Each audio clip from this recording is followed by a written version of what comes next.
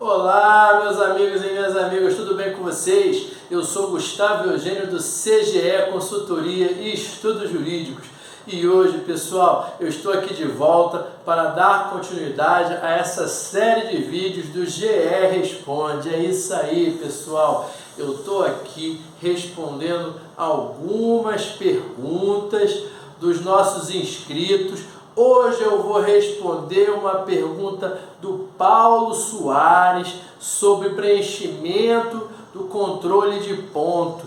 E pessoal, se vocês já estão gostando desse conteúdo de preenchimento de folha de ponto, eu peço para que vocês acionem o sino de notificações para que você continue recebendo esse conteúdo.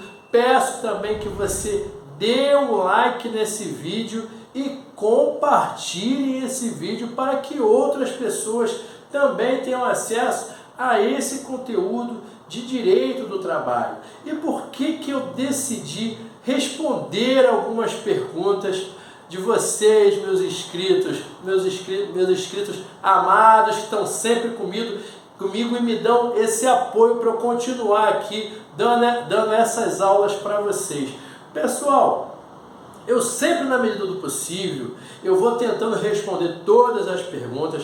São muitas perguntas, nem sempre eu consigo responder tão rápido, mas a gente vai respondendo. E eu percebi que tem muita pergunta aqui interessante, que às vezes é uma dúvida do Paulo, mas pode ser uma dúvida do Dirceu, uma dúvida da Fernanda, de outras pessoas. E eu quero aqui compartilhar com vocês essas perguntas e respostas que são muito úteis no dia a dia. O que o Paulo ele perguntou aqui? Foi lá na aula de preenchimento de folha de ponto. E ele foi bem sucinto na pergunta e eu espero que eu tenha entendido essa pergunta dele. Ele perguntou assim: professor, se a pessoa faltou no dia 15/5, ela pode anotar esse ponto, ela tem que preencher esse ponto? E eu já chego logo dando a resposta. Se ele faltou no dia 15/5, ele não pode preencher o ponto. É claro que não pode preencher o ponto, ele faltou. E isso, por que é importante, pessoal? Eu costumo dizer para os meus clientes, seja para o autor, ou seja quando ele é uma empresa, geralmente funciona da seguinte forma: o direito ele funciona para ambas as partes, só que nem sempre as pessoas conseguem perceber isso, né? Tem gente que fala de aviso prévio. Doutor, eu pedi demissão e a empresa me descontou o aviso prévio. Tá tudo certo, ela tinha direito de descontar o aviso prévio. Da mesma maneira que você, quando você quebra o seu contrato, e da mesma maneira que ela quebra o contrato com você e te demite, ela é obrigada a te pagar, da mesma forma, quando você quebra o contrato com ela, você tem que pagar para ela o aviso prévio. Só que nem todo mundo está acostumado com isso. Tem empresas que, por mera liberalidade, não descontam o aviso prévio, mas isso não quer dizer que seja legal. Ela está fazendo tudo conforme a legislação trabalhista. E em relação a preenchimento de ponto, é a mesma coisa. Se você vai no dia 15/5 para a empresa, você tem que receber o seu salário.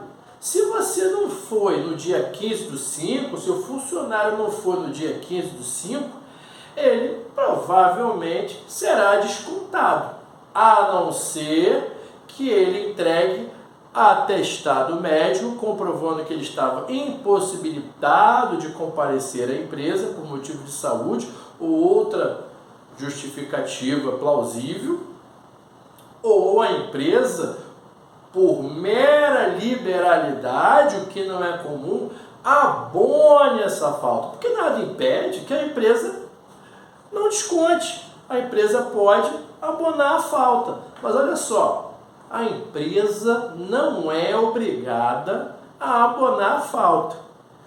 E por que eu estou dizendo isso?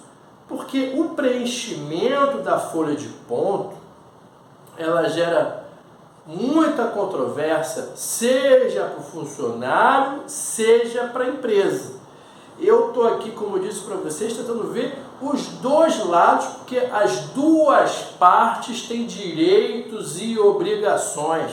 É daí que vem aquela expressão do Código Civil, o contrato, regra geral de contratos, pelos estudos do Código Civil, o contrato é sinalagmático, ou seja, gera direitos e obrigações para ambas as partes.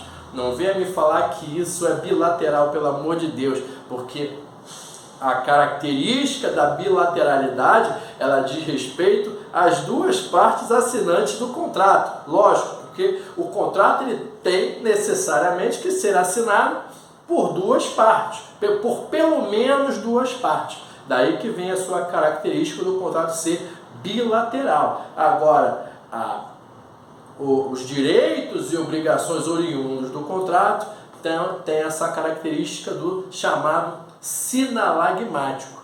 E da mesma maneira que para ambas as partes geram direitos e obrigações, a parte ré, ela não pode fraudar esse documento. A parte ré, a empresa, ela não pode faltar, ela não pode obrigar a parte a assinar, por exemplo, de forma equivocada. Tem muita empresa que faz o seguinte, olha só o que acontece. A própria empresa, às vezes, ela, além de errar, ela mesmo prejudica o seu próprio direito, que muitas vezes ela até tem direito, mas faz da forma errada. Eu já vi isso, é bem comum em algumas empresas. Eu já vi funcionário, em vez de marcar o ponto diariamente, ou em vez desse funcionário assinar a folha de ponto diariamente, ele passar o mês inteiro sem assinar a folha de ponto, e lá no último dia do mês ele recebe a folha de ponto da empresa e assina todos aqueles supostos dias que ele trabalhou. No final das contas, às vezes, nem o superior da empresa, nem a empresa, nem ele vão se recordar se ele chegou tarde naquele dia, se ele chegou mais cedo, se ele faltou, a não ser que a pessoa seja extremamente organizada, o que é muito difícil. Ou se ele se recorda que ele chegou mais tarde, ou ela chegou mais tarde, por algum caso específico. Às vezes tem algumas situações específicas que a gente lembra daquele dia. Isso aí não é absurdo, isso aí qualquer um pode passar. Mas no geral, você, lá no dia 31 de julho, lá no dia 30 de julho, você vai lembrar o que você fez, o que aconteceu lá no dia 1º? É difícil de lembrar, mas muitas empresas fazem isso. Tem supervisor de rota que trabalha com alguns funcionários que trabalham em postos, eles não trabalham na sede da empresa, eles trabalham em outra localidade. Aí ele vai uma vez por mês lá naquele ponto, naquele posto, entrega a folha e o funcionário vai anotando.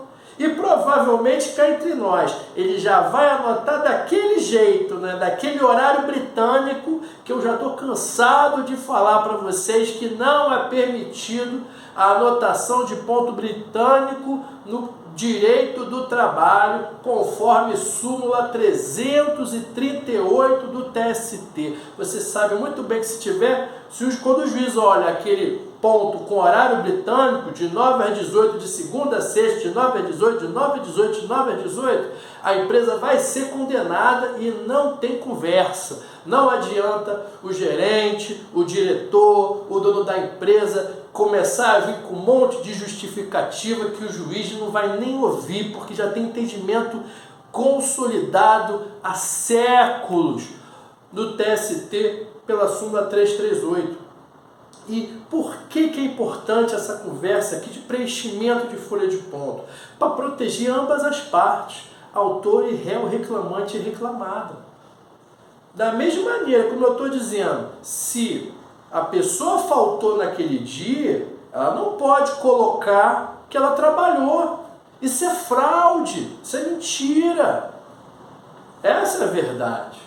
Outra coisa que não pode também, que eu já vi acontecer, algumas empresas, o ponto é via crachá, a pessoa passa o crachá. Tem o crachá, tem a biometria, tem a anotação, né, na carteira. Já vi casos de empresa que um colega passou o crachá do amiguinho lá, do colega dele ou da colega. Isso não pode, isso é ilegal.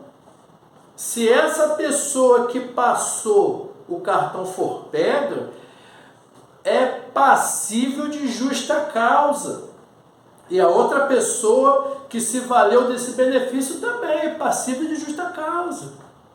Da mesma maneira, se a pessoa, se o funcionário ou a funcionária trabalhou, se ela está presente no local de trabalho, à disposição da empresa, conforme reza o artigo 4º da Constituição, da CLT, ela tem direito de marcar o ponto.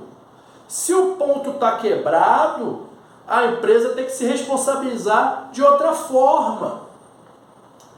Muitas vezes acontece, do ponto eletrônico, por exemplo, está quebrado. Ou aquele ponto eletrônico não tem o recibinho.